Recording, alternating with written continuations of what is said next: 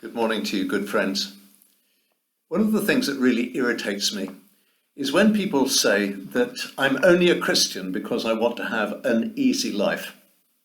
I don't know whether you've discovered that the truth is that belonging to Jesus actually complicates life a lot. Firstly, we've got to live a Christian life, and that's demanding. Secondly, we've got to endure all kinds of persecution for being a Christian, in small ways and larger ones. Thirdly, we're troubled by issues which most people don't even have to think about. The problem of suffering may possibly be the biggest problem of all that we have to wrestle with. It's certainly a familiar subject that's raised by unbelievers. That was the issue at the heart of an interview with Stephen Fry a few years ago, an interview which became famous about the meaning of life. When asked what he would say to God were he to meet him face to face, Stephen Fry replied, "Bone cancer in children? What's that about? How dare you? How dare you create a world where there is such misery that is not our fault?" But it isn't just the unbeliever who has problems with suffering. So too do we, particularly when we start to suffer ourselves in person. It's not a new issue. This questioning goes back millennia. Epicurus, the Greek philosopher, 3 centuries before Christ, said, "Either God wants to abolish evil and cannot, or he can, but he doesn't want to. If he wants to, but he cannot, he is impotent. If he can and doesn't want to, he's wicked." This is the very problem that we face. We believe that Jesus did many miracles of all different kinds, that he healed people from blindness and deafness, from fevers and from paralysis. We believe that he raised people from the dead. So why doesn't he continue to do the same today? He does sometimes. That complicates it still more. Sometimes we hear of the most astounding miracles happening in answer to prayer. But not enough, and maybe not in my case. So what's wrong? Is it a problem with the world? Is it a problem with me? Is it a problem with God? I wonder whether you noticed the fundamental mistake in Stephen Fry's comment. He claimed that he would say to God, "How dare you create a world where there is such misery that is not our fault?" We only need to read the first few chapters of the Bible for us to discover that the world today is not the way that God made it in the beginning, nor the way that God intended it to be. The Garden of Eden was truly a paradise on earth, where there was no sickness, disease, or suffering. That only came into being as a consequence of the wrong choices that Adam and Eve made right at the very beginning. The world has been affected ever since. It is a common human experience that we will experience trouble in our lives. No one will escape.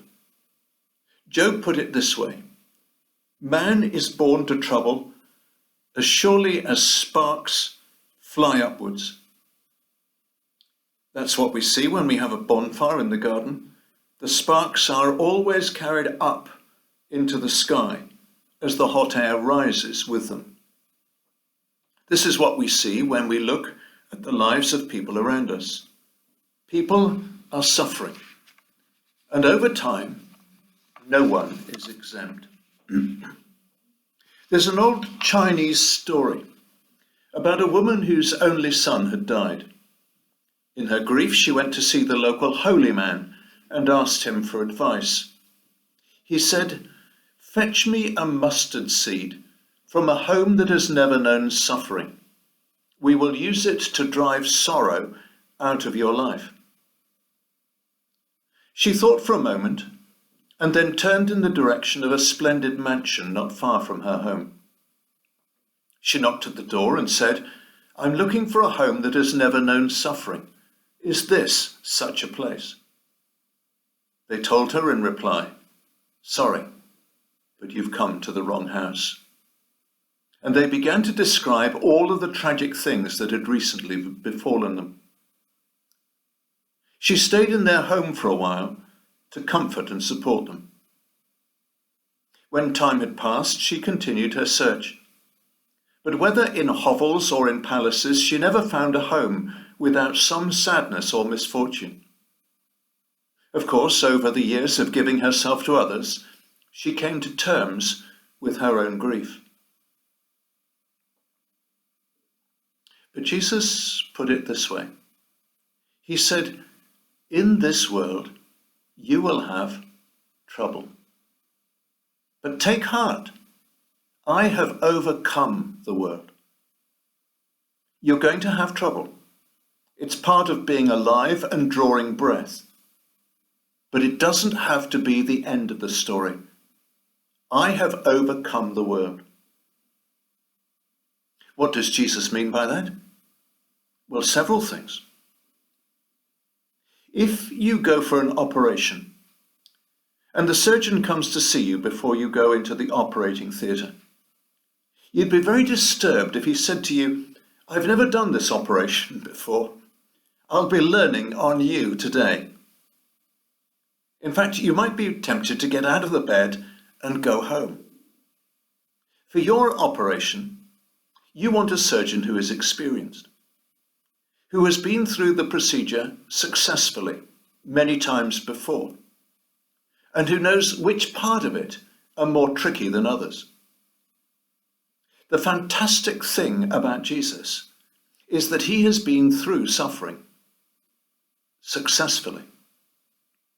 He is described as a man of sorrows and familiar with suffering. How did you cope, Jesus? What helped you through? When things were at their darkest, what did you pray? These are the questions we can ask him and get an answer to. He is experienced. But when Jesus said he had overcome the world, he also meant that the world is now subject to him. He is in charge, and the world has to do what he directs. So he can make our suffering work for our good. He doesn't promise to protect us from suffering, but to keep us during our suffering. He can bring out a good outcome for us through our troubles. Paul describes the process in his letter to the Romans. Suffering, he says, suffering produces perseverance. Perseverance produces character. And character produces hope. Paul even says we glory in our sufferings. And it is just because it can have such a positive effect upon our spiritual lives and upon our character. Just like that grain of sand which settles inside the shell of an oyster. And very slowly, over time, it's coated with layer upon layer of a plastic, milky substance, which covers every sharp corner and coats every cutting edge, until a beautiful pearl is created from a grain of sand. Some years ago, one of my Christian university friends had had a terrible year. He'd been made redundant, he'd buried his mother, and he'd been diagnosed with cancer. In his Christmas letter to us, he wrote this: Our stress levels ought to be off the barometer, kicking us into kingdom come. In fact, he says, it has been the most wonderful of all years, because the light has seemed to shine ever more strongly. Here was my friend Charles, living what the Bible proclaims: the comfort of the Lord, the company of the Lord, and the hope of the Lord. He was experiencing the reality of the promise, when you pass through the waters, I will be with you. And when you pass through the rivers, they will not sweep over you. And when you walk through the fire, you will not be burned. The flames will not set you ablaze. I have overcome the world, said Jesus. The greatest hope of all for the Christian in the midst of suffering is that it will never have the last word. Jesus has given us a permanent, safe, eternal future, which cannot be taken away from us. He will have the last word. He said that he had gone ahead of us to prepare a place for us. He said that he wouldn't have mentioned it if it wasn't true. And we're given a clue as to what is in prospect in the book of Revelation, where we are told that the Lord himself will wipe away every tear from our eyes. There will be no more death, or mourning, or crying, or pain. That's what we're looking forward to. That's something which no one but Jesus is able to give us. Earth has no sorrow that heaven cannot heal.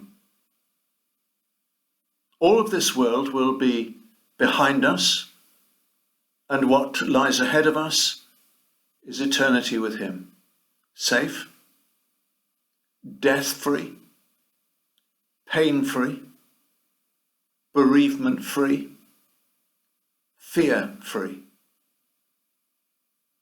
Today, you will be with me in paradise, said Jesus to the man who was dying on the cross beside him.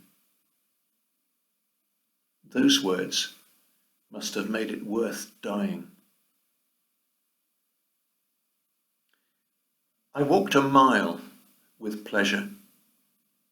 She chatted all the way, but left me none the wiser for all she had to say.